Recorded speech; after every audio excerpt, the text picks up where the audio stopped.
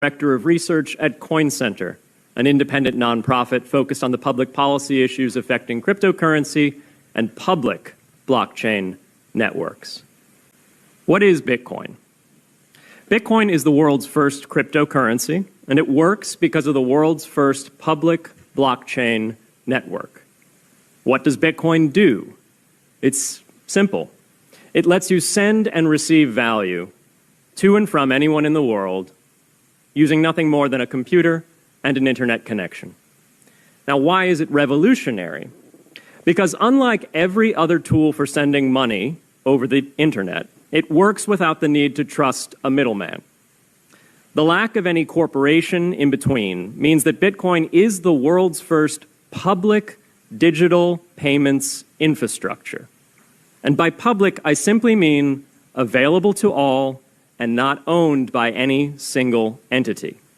Now, we have public infrastructure for information, for websites, for email. It's called the internet. But the only public payments infrastructure that we have is cash, as in paper money. And it only works in face-to-face transactions. Before Bitcoin, if you wanted to pay someone remotely over the phone or the internet, then you could not use public infrastructure. You would rely on a private bank to open their books and add a ledger entry that debits you and credits the person you're paying. And if you both don't use the same bank, well, then there'll be multiple banks and multiple ledger entries in between. With Bitcoin, the ledger is the public blockchain, and anyone can add an entry to that ledger, transferring their Bitcoins to someone else. And anyone, regardless of their nationality, race, religion, gender, sex, or creditworthiness, can for absolutely no cost create a Bitcoin address in order to receive payments digitally. Bitcoin is the world's first globally accessible public money. Is it perfect? No. Neither was email when it was invented in 1972. Bitcoin's not the best money on every margin. It's not yet accepted everywhere. It's not used often to quote prices, and it's not always a stable store of value. But it is working, and the mere fact that it works without trusted intermediaries is amazing. It's a computer science breakthrough, and it will be as significant for freedom, prosperity, and human flourishing as the birth of the internet. And Bitcoin is just the beginning. If we can replace private payments infrastructure, then we can replace other private choke points to human interaction as well. Now, why should we want to build more public infrastructure? Why should we embrace blockchains over corporate intermediaries? Why should we tolerate their inefficiencies and work to make them better? Why should we want the pioneers of this technology here in the United States and not fleeing overseas? A simple reason. Because the corporate intermediaries providing today's critical but privately owned infrastructure are becoming fewer, larger, and more powerful, and their failures are increasingly grave. So roughly half of all Americans, 143 million people, had their Social Security numbers exposed to hackers because of a breach at Equifax. The SWIFT network has relayed hundreds of millions of dollars in fraudulent transactions because of hacked member banks in Bangladesh, Vietnam, Ecuador, and Russia. The FBI suspects now that the largest of these hacks was perpetrated by North Korea. Corrupt, low-level employees at an Indian bank, Punjab National, were able to fraudulently certify SWIFT messages, stealing $1.8 billion. It's the largest electronic bank robbery in history. In fact, it's the largest bank robbery in history.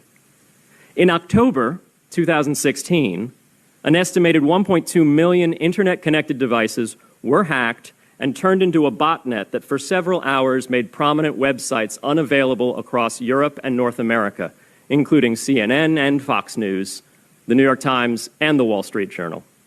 Increasingly, physical machines are being connected to the internet to augment their capabilities. They're wired through servers that are owned and maintained by private and trusted intermediaries, the so-called Internet of Things. Pacemakers from St. Jude's Hospital have been hacked. Baby monitors from TrendNet have been hacked. And Jeeps from Jeep have been hacked to the point where they can be remotely commandeered and driven off the road. Now, those vulnerabilities are inescapable in systems that have single points of failure. It doesn't matter if the point of failure is a corporation or if it's a government. There shouldn't be a single point of failure. Similar choke points existed before the internet.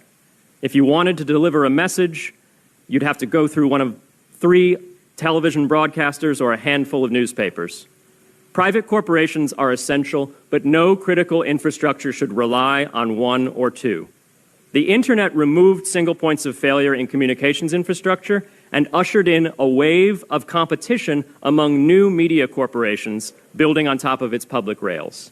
Blockchains can similarly disintermediate critical payments and IoT infrastructure.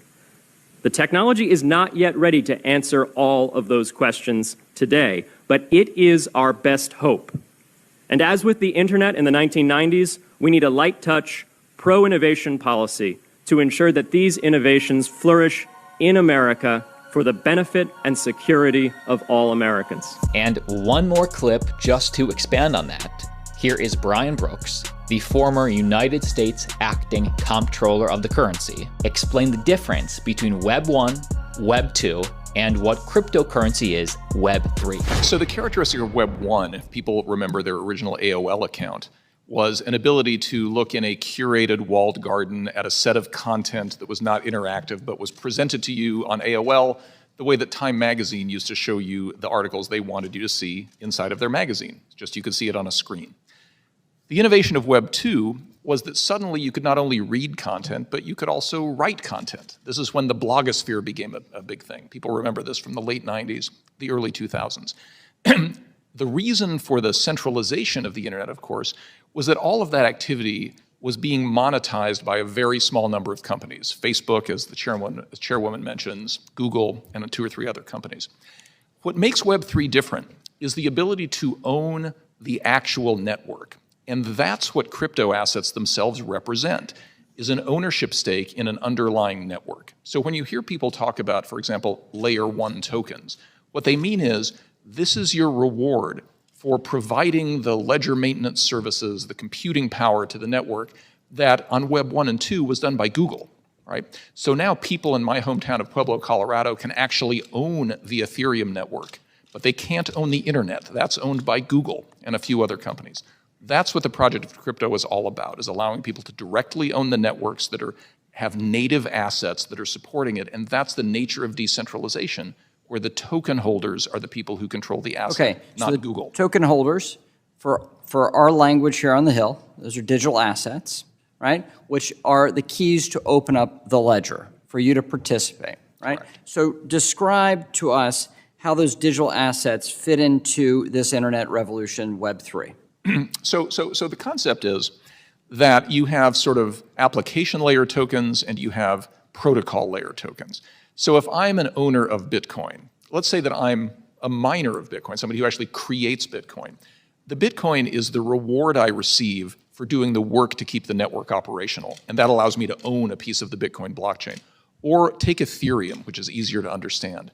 The Ether token represents an ownership stake in the network, but on top of that network are all kinds of apps that get built on the network, much like the apps on your phone depend on the underlying network existing that lets the phone operate. And so people will make judgments about which network is likely to win, and they will invest in the tokens in that network much the same way you might invest in Google stock because you think Google is going to scale access to the original internet. The difference being here, you can vote on what happens in the future of a proof of stake network, for example. You can get rewarded through a proof of work token for maintaining a ledger on something like Bitcoin. But the real message here is that what happens on the decentralized internet is decided by the investors, versus what happens on the main internet is decided by Twitter, Facebook, Google, and a small number of